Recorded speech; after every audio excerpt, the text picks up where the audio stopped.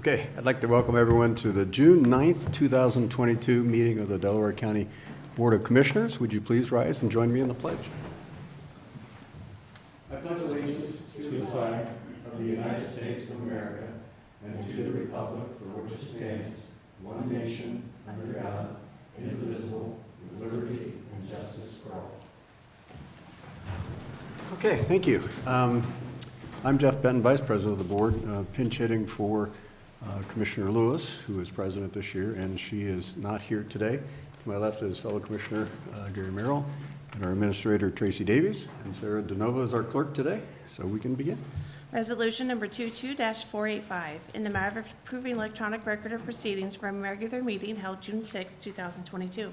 So moved. Second, discussion, vote. Vote on motion 22-485. Mr. Benton? Aye. Mr. Merrill? Aye. We have no public comment this morning.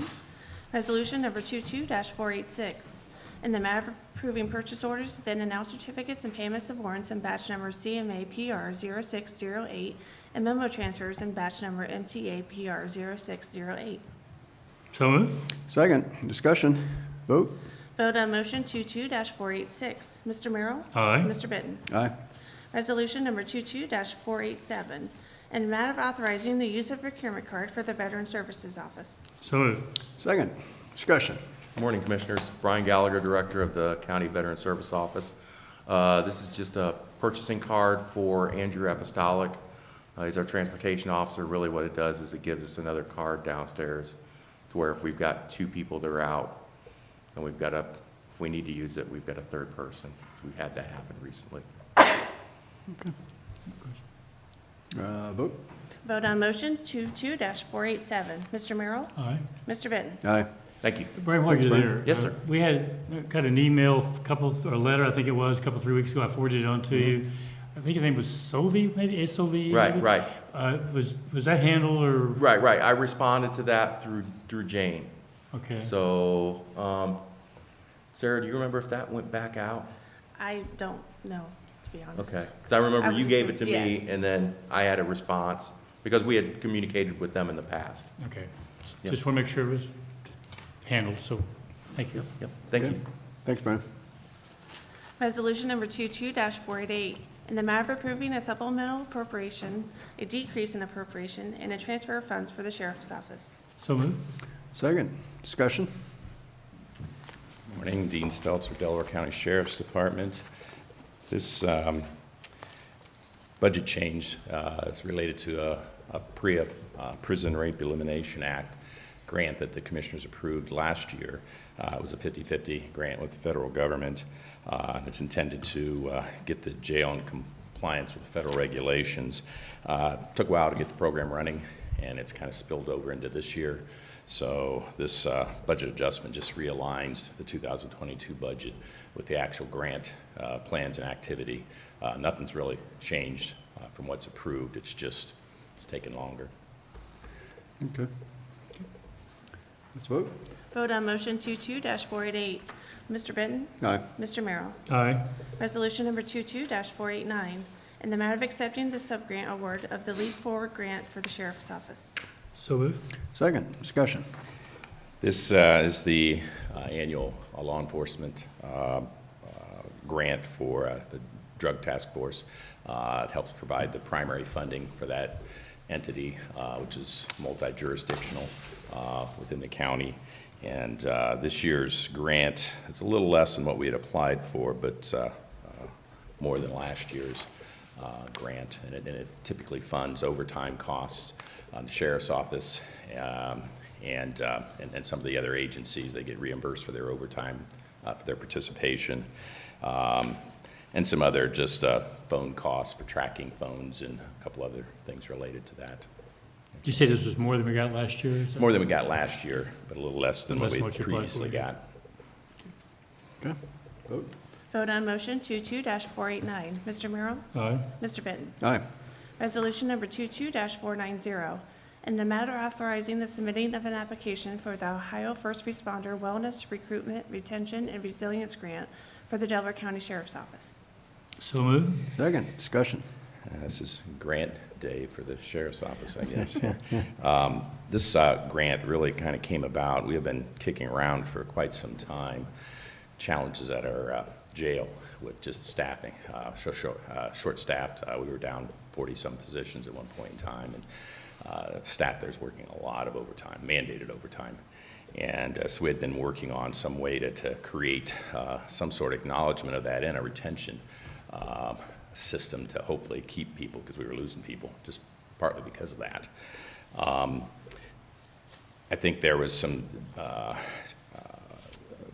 ARPA money that was allocated at the state level for law enforcement, and this grant, we were aware this was out there, but really our primary issue was at the jail, and they weren't eligible for any sort of retention bonus grant funding through this program.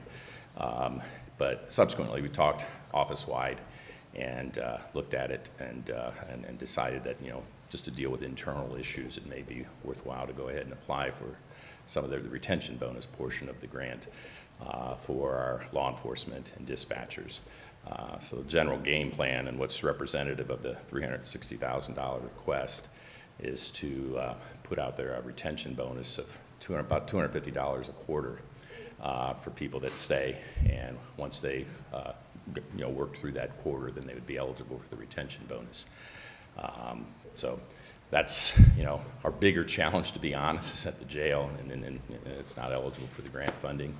Most of this money is supposed to be connected back to the COVID and the issues related to that, how that's impacted first responders.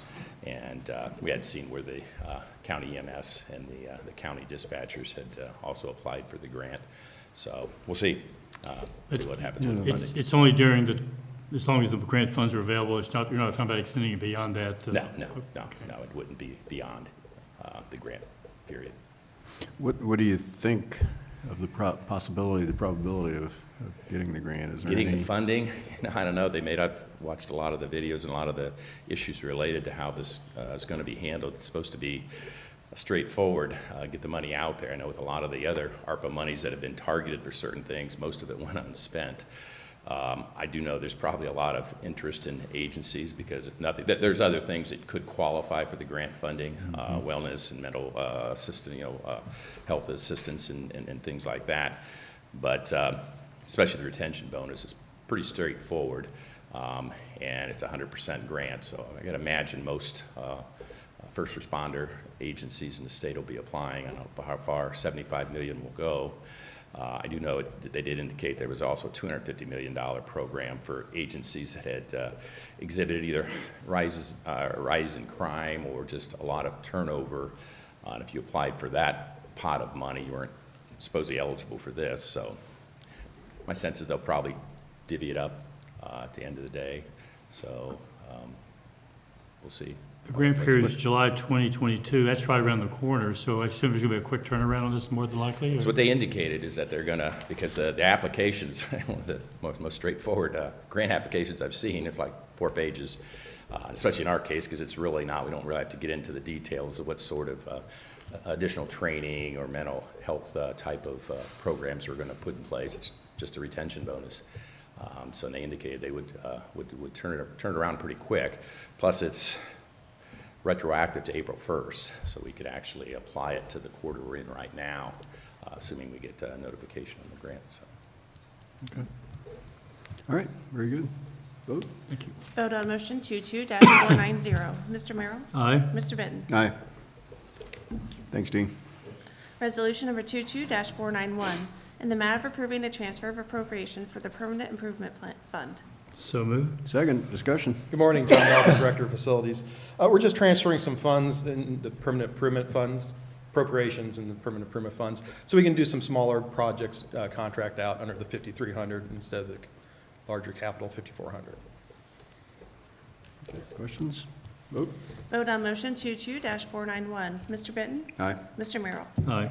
Resolution number 22-492, in the matter of approving change orders OCO-001 and OCO-002 to the construction manager at risk contract between the Delaware County Board of Commissioners and Gilbane Building Company for the Bixby Campus DACC B Development Project. So moved. Second, discussion.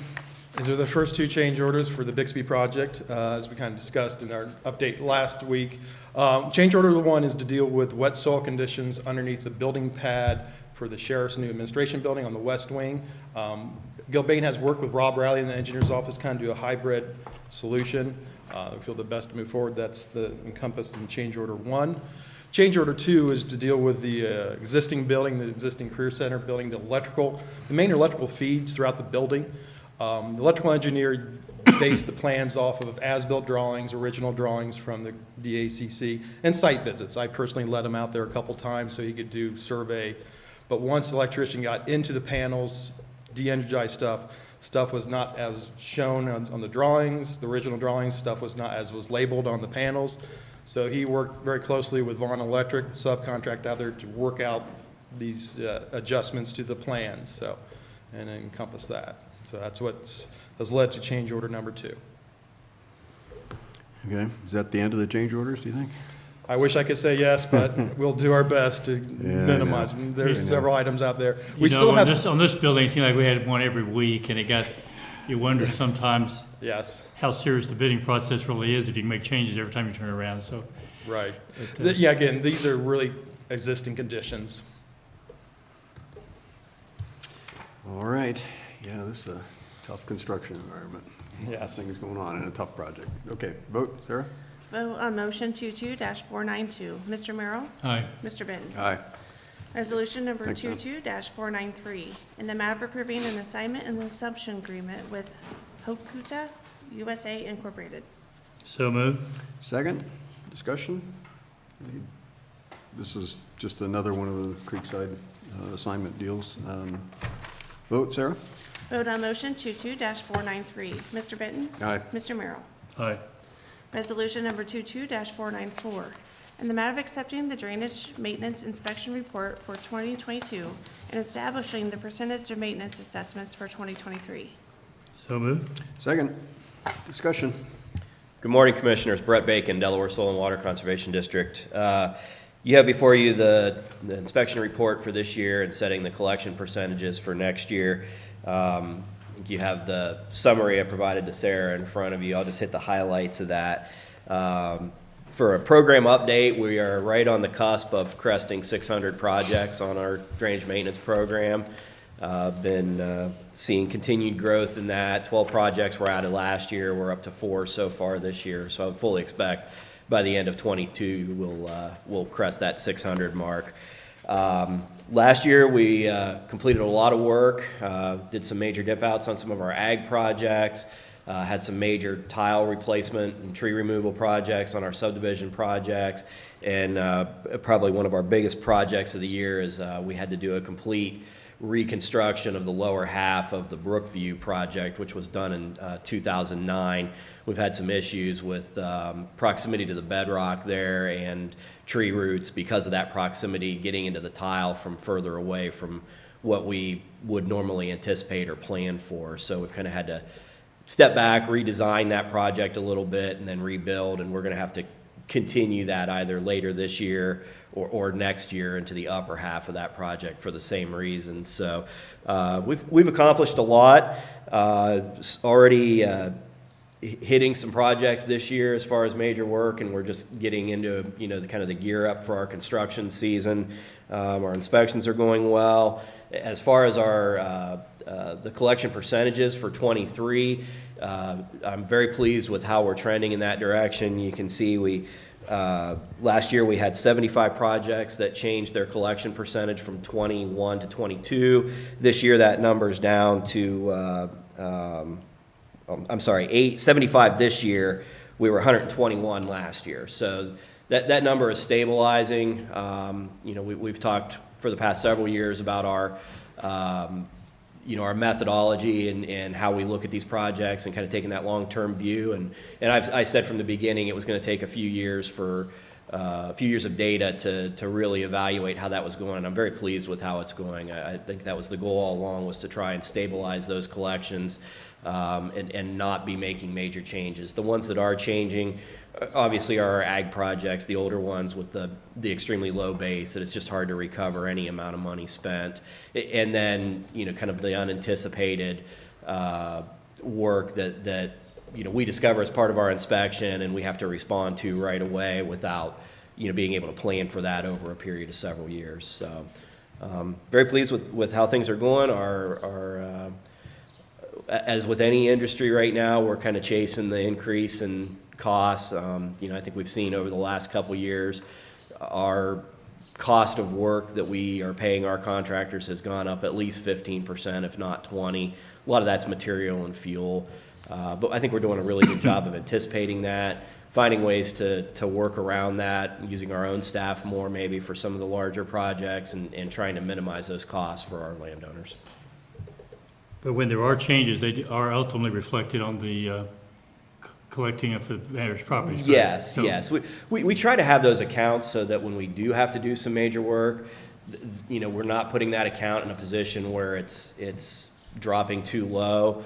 Obviously, you know, there are things that can't be anticipated. You know, we go out and do an inspection. We find, you know, most recently, staff was using our tile camera to look at a storm tile.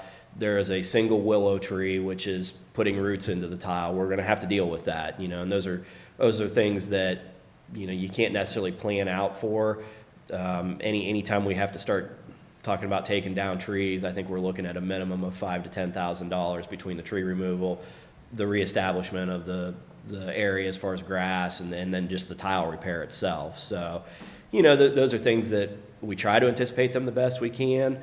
Sometimes you can't, and you know, sometimes we have to bump those assessments up a little bit to recover those funds spent.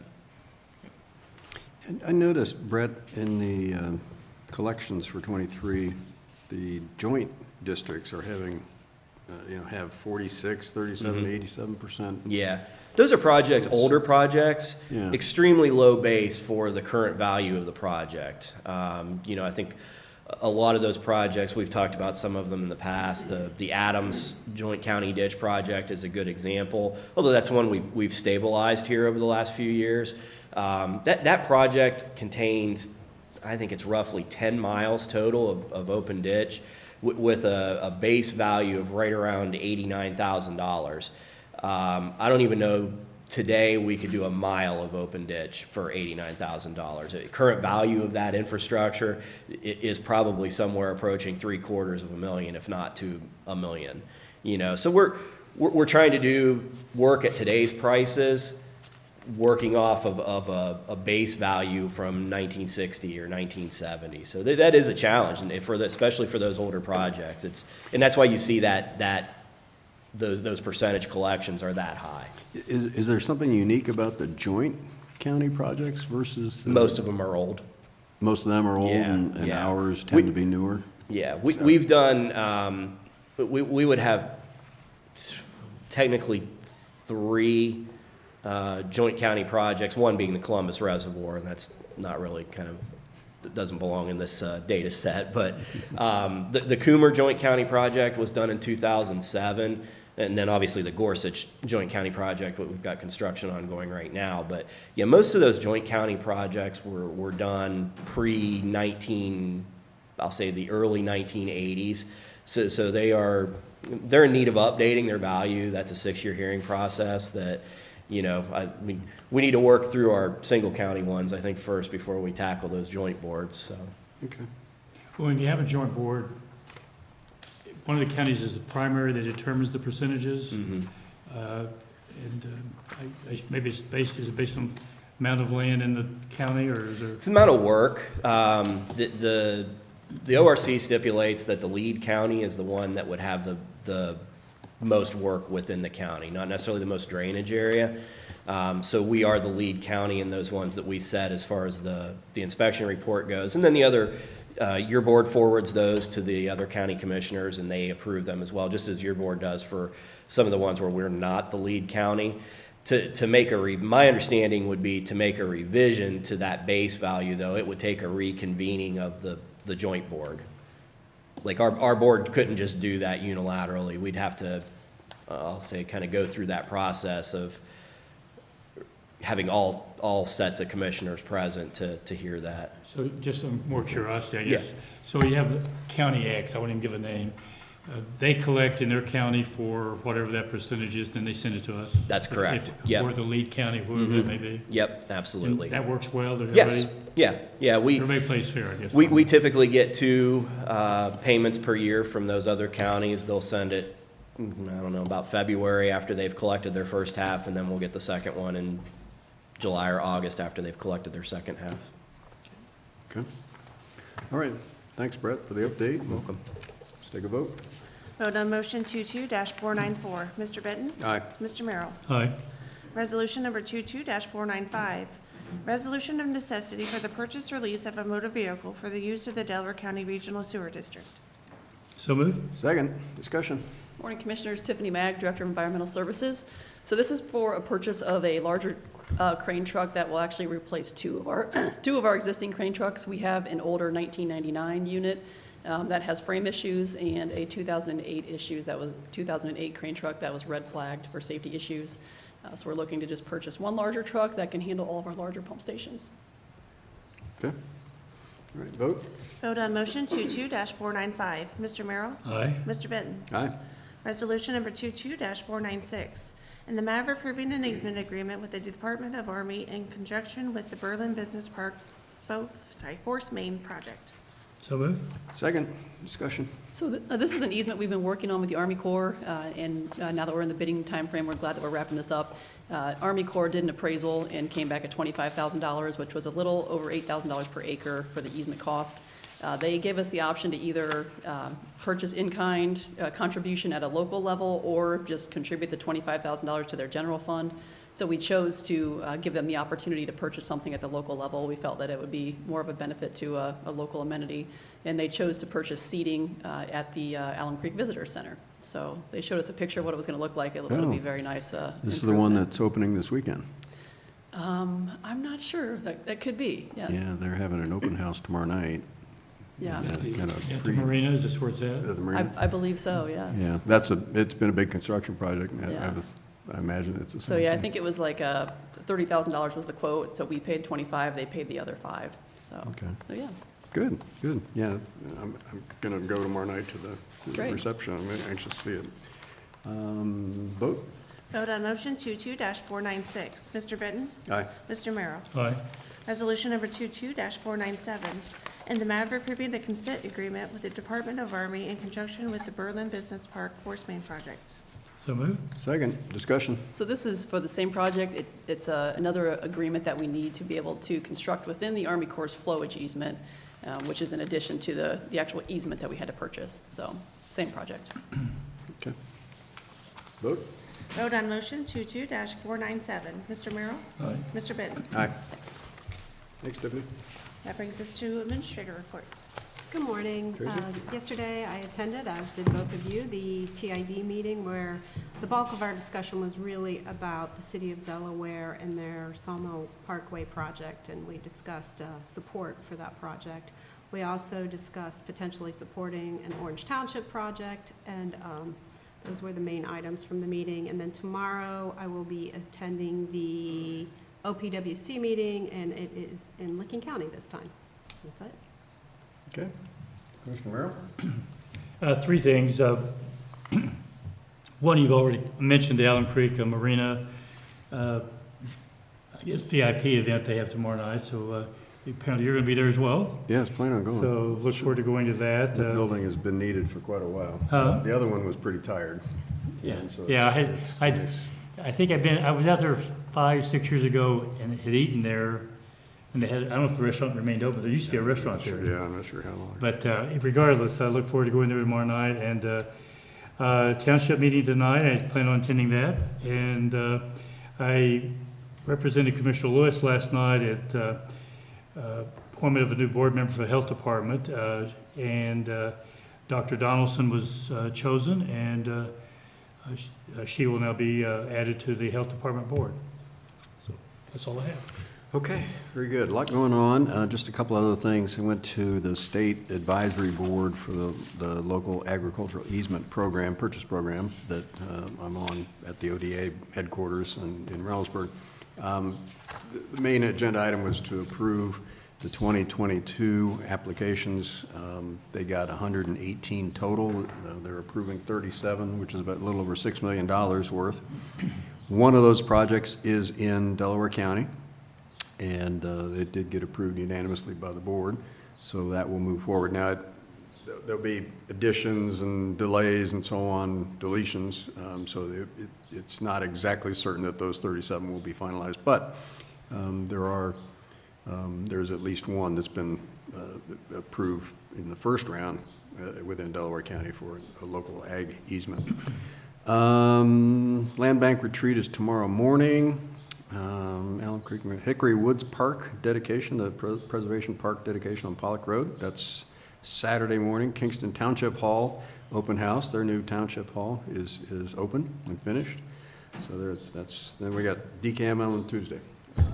And then no meetings next week and the following Monday. So next 3 regular dates for meetings, we'll not have those meetings. With nothing else. We do have need for executive today. Oh, we do have need for We executive do. session. Okay. Resolution number 22-498, in the matter of adjourning into executive session for consideration of employment of a public employee or public official for pending or imminent litigation. So moved. Second, discussion, vote. Vote on motion 22-498. Mr. Benton? Aye. Mr. Merrill? Aye.